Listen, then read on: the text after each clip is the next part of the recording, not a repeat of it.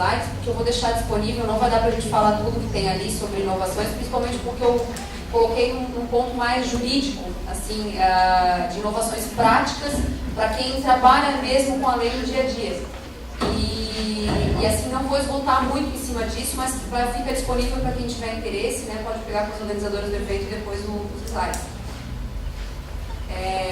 Além de tudo que a professora Isadora comentou, que são inovações políticas, que eu considero, da Lei Maria da Penha, nós temos uma questão que ela é eminentemente jurídica aqui, para os processos relativos à violência doméstica e familiar. Que é o quê? O estabelecimento do conceito de violência doméstica e familiar contra a mulher. Não havia antes da Lei Maria da Penha nada que conceituasse. E por que a gente fala nisso? Porque no direito é tudo assim, se não está escrito ali, se não tiver aquela palavrinha, não vai, não processa, não vai para frente. Então, é diferente de outros campos em que o discurso e os campos de discurso, né, como a professora falou, eles têm influência. Não, no direito, para fazer esse tipo de debate, olha, é gastar folha, é gastar com um bom advogado, muitas vezes não vai para frente. Né? A gente sabe que é assim. Então, a lei ela estabeleceu esse conceito de violência, como a professora já tinha falado, baseada no gênero e não no sexo, que cause morte, lesão, sofrimento físico, sexual, psicológico, dano moral ou patrimonial, não é só mais o tapa, a lesão corporal, tá?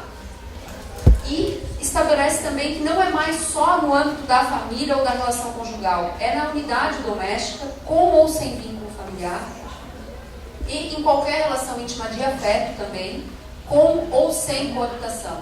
Então é o namorado, é o ficante, é o cara que deu em cima, mas que mora no mesmo terreno, que mora na kitnet do lado, é muitas vezes o patrão e a empregada, tá? Que a gente sabe que isso é uma coisa que remonta lá à era colonial, né? Mas ainda acontece. Então, além disso, ele traz as outras formas, a lei coloca as formas de violência e ela descreve, mas é a título exemplificativo, tá? Não é uma coisa taxativa. Ah, não, se não está escrito ali, não pode ser uma violência. Pode. Em termos de lei, Maria da Penha, pode. Ele exemplifica as formas de violência psicológica, física, sexual, patrimonial e moral. Agora, o problema, né, que nós trazemos com relação a esse conceito de violência para o campo da Polícia Civil, a gente tem assim a questão jurídica da definição de crime, tá? Então os crimes, a Lei Maria da Penha não trouxe crimes, ela trouxe conceitos que nos subsidiam para a aplicação da lei nos casos de violência doméstica e familiar, mas ela não trouxe nenhum crime. Por que eu gosto de falar isso quando a gente fala em nome da polícia? Porque a Lei Maria da Penha ela teve várias inovações, mas ela agora a gente tem que começar a questionar o que ainda falta nela. O que ainda falta lá na aplicação prática, no dia a dia. A violência psicológica, ela é o exemplo mais prático que a gente tem. Ela existe hoje pela lei, ela está descrita, ela é reconhecida, todo mundo já conhece alguém que já sofreu violência psicológica, mas para ser crime e para ser processada com esse título de crime e ter pena, o autor tem uma pena no final do processo, ela tem que estar relacionada a algum crime do Código Penal. Então, aonde que a gente busca? Bom, ele fez um xingamento, então é injúria, é calúnia, é difamação. Não teve xingamento, foi uma ameaça. Opa, então a gente tem que buscar uma relação com o Código Penal. E por que eu digo isso? Porque muitas vezes os relatos são de violências, por exemplo, eu tive um caso de um inquérito que nós tocamos baseado num casamento em que o homem não falava com a sua mulher. Ela entrava em casa, ela disse assim, eu me sinto um fantasma. Eu entro em casa, do jeito que ele está, ele fica, eu transito na frente da televisão para ver se eu chamo, eu preciso falar com ele, ele não fala comigo. Ele simplesmente quer que eu peça a separação e só que eu não quero pedir. Então o que ela falou? É uma violência que ela passava dia a dia, ela buscava os filhos na escola, ela voltava para casa e aquele homem fingia que ele vivia sozinho naquele lar. Mas isso não se constitui crime para efeitos de Código Penal. Eu não posso chamar esse homem e dizer assim, se fizer isso, você corre o risco de ser preso de 1 a 3 anos, porque não existe. Não existe esse tipo de solução dentro da Lei Maria da Penha. Tá? Então, por que eu estou colocando isso? Nós temos também alguns problemas dentro da lei, que é aquilo que a professora também já disse. A gente a lei ela não trouxe só inovações jurídicas, ela trouxe inovações para além do âmbito criminal. E é necessário, mais do que nunca, a atuação preventiva em todos os campos que a lei já cita ali, que a professora já comentou, principalmente na questão da educação mesmo, que é uma transformação de cultura. Não é só o inquérito policial que vai transformar a cultura machista através da punição. Né? Até porque, em muitos casos, como eu comento com vocês, não existe punição. Não existe punição criminal. Então, assim, passando bem rapidamente, no âmbito da Polícia Civil, a principal mudança com o advento da lei foi a inaplicabilidade da Lei 9.099. Então, o famoso termo circunstanciado. Se hoje duas pessoas brigam ali fora, se estapeiam e vão para uma delegacia, se não houver a incidência da Lei Maria da Penha, é um termo circunstanciado. Existe possibilidade de suspensão do processo, não há prisão em flagrante. Tá? Já na Lei Maria da Penha não acontece isso. Ela disse que não se aplica mais essa lei. Então, em caso de qualquer tipo de lesão corporal, há sim prisão em flagrante. Tá? A ação agora nesse crime é incondicionada, ou seja, não depende mais da vontade da mulher. Então, se há o crime ao flagrante, a mulher não pode dizer, não, eu não quero dar continuidade. Não, na lesão corporal, ainda que seja leve, o processo tem que continuar independente da vontade da vítima. Tá? E além e não cabe suspensão do processo. Então se eu vou negociar com o Ministério Público, não vou fazer mais, suspende o processo. Isso não existe mais também. Não existe mais. Outra inovação e que acabou demandando um trabalho muito maior por parte da Polícia Civil, e nesse caso eu digo porque a estrutura às vezes não acompanhou, né? A gente pode falar isso claramente, não acompanhou o Brasil inteiro, não é só em Santa Catarina, são as medidas protetivas de urgência. Hoje, se eu chego na delegacia, relato uma violência e digo, eu preciso que ele saia de casa, eu preciso que esse homem pare de bater no meu trabalho todos os dias para me atormentar, existe a medida protetiva de urgência. A delegacia não dá a medida, a delegacia solicita, com base no depoimento da vítima, ao Poder Judiciário que vai ou não deferir o pedido. Tá? Então, o que eu digo ali, né, no caso da pessoa que vai lá dizer, mas eu preciso da medida protetiva, a delegacia não tem que argumentar, não, mas é caso, não é caso. Faz o pedido, quem vai analisar isso é o juiz. Né? A delegacia, a autoridade policial, ao meu ver, deveria poder fazer uma análise. Mas até é bom que não possa fazer essa análise, porque a gente não sabe quais as pessoas que estão hoje na delegacia que têm realmente um preparo para atuar com a Lei Maria da Penha. A gente tem que concordar que assim, é uma questão que demanda muito curso, muita coisa, que a gente sabe que não é todo mundo que tem. E também tem a questão cultural, que muitos que de repente vão atender não concordam às vezes com a lei. Né? A gente hoje trabalha, e quem vai falar mais sobre isso, de repente, a doutora Patrícia, sobre a questão de quem está à frente das delegacias da mulher. Né? Mas, enfim, a medida protetiva de urgência ela é um marco, e isso aí, assim, não existe em nenhum outro tipo de violência. Né? Não existe em nenhum outro âmbito criminal. Existe, está começando ali com algumas alterações que foram feitas na legislação, mas é muito pouco. A medida ainda hoje ela é muito utilizada. E por quê? Porque foi alterado o Código de Processo Penal prevendo a prisão preventiva. Então, assim, não basta a lei prever a medida protetiva sem ter uma sanção, né? Então, o que acontece? Não cumpriu a medida, prisão preventiva. Cabe a prisão preventiva. Também a delegacia tem que solicitar ao Poder Judiciário e, deferido, é feita sim a medida. Então, incomoda, saiu a medida protetiva, esse homem é intimado pelo Poder Judiciário, porque ele não pode mais ir até a casa dela assediá-la. Se ele vier a recorrer, não é só a pena do novo crime que ele vai responder. Ele pode sim ser preso preventivamente por uma desobediência a uma ordem judicial. Então, assim, isso é o que eu vejo de mais drástico que aconteceu e de mais mais efetivo em termos de proteção nessa área jurídica. Tá?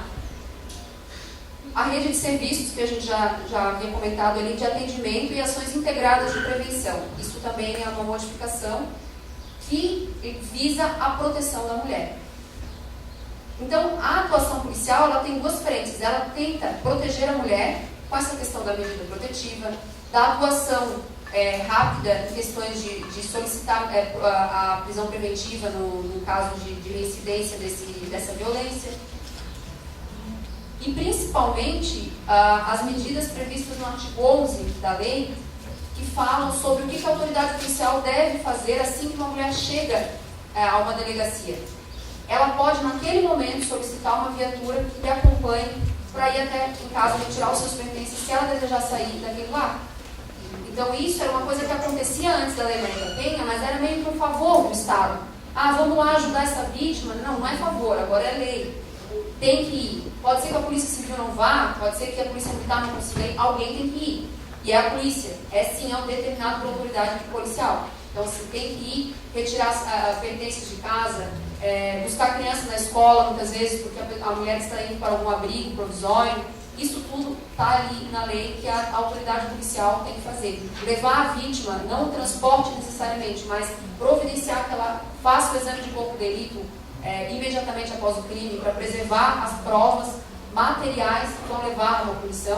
Então, não adianta registrar e ir para casa e não fazer o exame, que é assim, 80%. Na época que eu estava na delegacia era assim.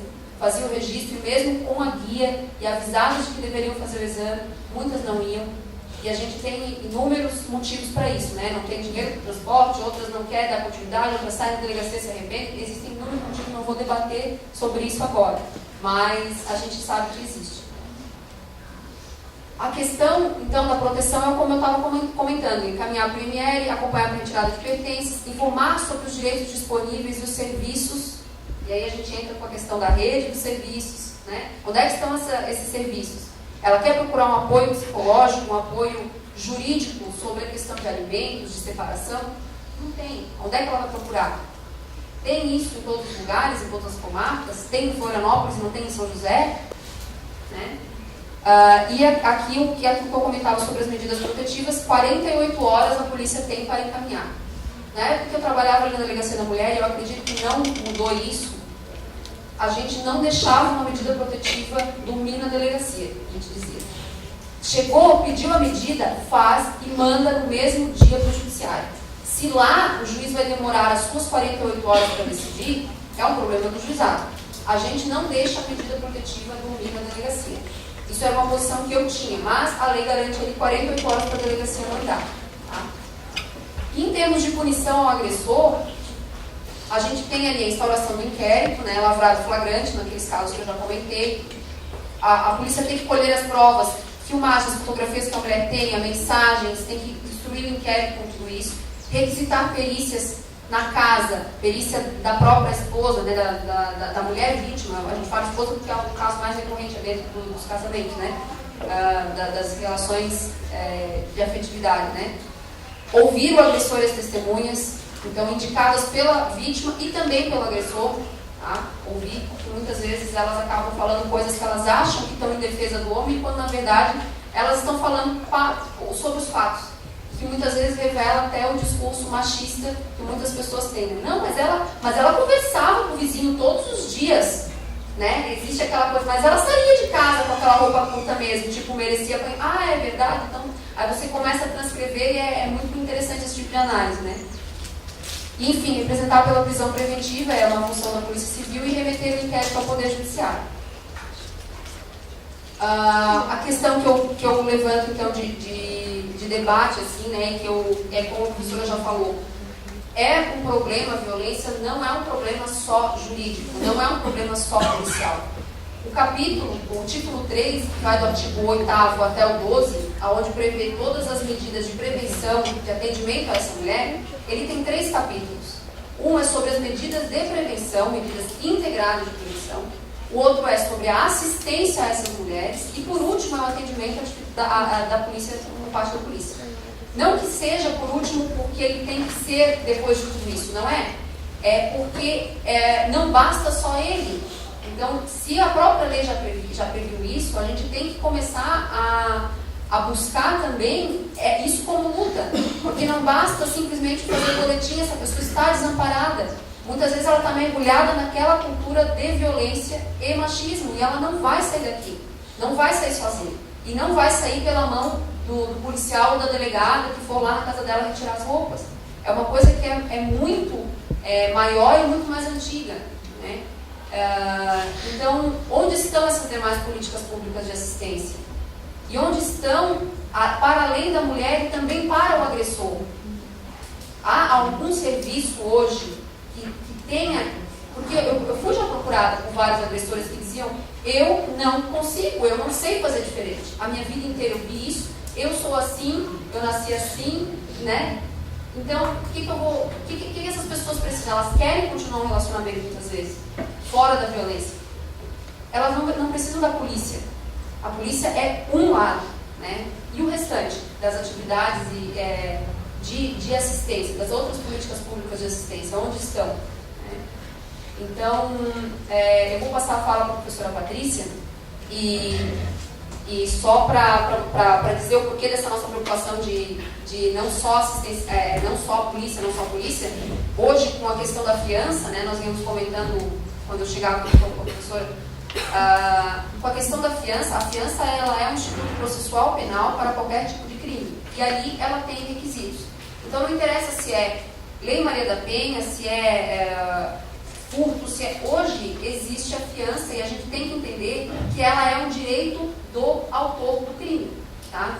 Então eu não posso, por questões pessoais, dizer assim: não, eu acho que bater na mulher é uma coisa muito grave, você não merece fiança. Isso não existe. Se ele cumprir os requisitos, ele sim faz direito à fiança.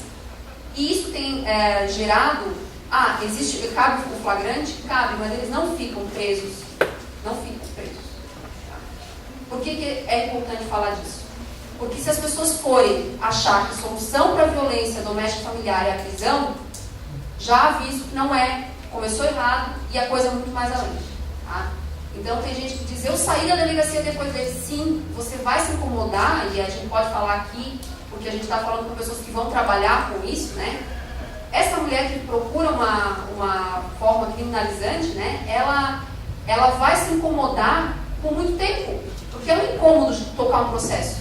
Ela sai da delegacia, ela vai ter que fazer o exame, ela vai ter que dar depoimento tanto na polícia quanto no judiciário, ela vai ter que procurar a separação, porque a família fica atrás dizendo que tu não vai te separar, tu não vai isso, não vai... Ela vai ter que procurar diversas instituições, e vocês acham que sozinha é fácil fazer isso? Para uma pessoa que às vezes está mergulhada numa violência há anos, não é fácil. Aí ela vai para a delegacia e ele paga uma fiança, que muitas vezes é arbitrada 5, 6 mil reais, mas ele vai pagar aquela fiança e ele vai embora e ela também vai embora. E não tem o que se fazer. Não é o delegado não deixou ele preso, não é o judiciário que não deixou ele preso. Se ele ficar preso naquele dia na delegacia, no dia seguinte o judiciário libera também. Hoje, basicamente, né, doutora Patrícia, é só o tráfico que é o nosso grosso de trabalho na delegacia, que não tem fiança. Né? O roubo, porque até o furto, vários tipos de furto, você pega a pessoa saindo da sua casa com a tua casa inteira nas costas, ele paga a fiança e vai embora no mesmo dia, ele não fica preso. Então, assim, por que eu falo isso? Porque não é uma coisa, a delegacia agiu errado, o judiciário agiu errado. Não, hoje isso é Código do Processo Penal. E isso acende a nossa discussão. É problema só penal? Claro que em 2003, é muito antes, né? Quando se falava, tinha que ter uma resposta penal urgente, clara e incidente naquele momento que gerasse aquele medo. Eu acho que isso foi fundamental. Agora, para além dessa resposta penal, porque já tem tanto tempo aí da lei, e agora ela começa a mostrar para certas pessoas que reincidiram naquele crime, eu tive casos de homens que foram autores de violências em várias mulheres com quem eles se relacionaram. Esse homem sabe que depois da primeira vez que ele passou por um processo, que a pena é pequena, que ele pagou uma fiança, que ele sabe que daqui a pouco ele vai em outra, e outra, e outra, e assim vai. E daí? Quanto tempo já se passou da lei e isso não mudou? Pelo contrário, agora com a alteração do Código de Processo Penal que prevê, que ressuscita aí a fiança, infelizmente é isso. A fiança, o que acontece? Se ele, logicamente, durante o curso do processo cometeu um crime ou então desrespeitar os requisitos da fiança, perde-se o dinheiro da fiança. Mas ninguém vai dizer isso para uma mãe de uma vítima que vai enterrar a vítima no dia seguinte, porque ele desrespeitou e vai matando a vítima. Ah, ele perdeu a fiança, muito bonito, agora ela está morta, ou então agora ela apanhou em dobro, né? Como muitos casos já aconteceram, saiu da delegacia, os dois foram para a mesma residência, porque ela não quis, muitas vezes, sair de casa, e ele também não quis voltar para casa, e a coisa ficou pior ainda. Então, são as falhas que a gente traz para a gente pensar aí, e eu passo uma palavra à doutora Patrícia para falar sobre a realidade então, das nossas delegacias.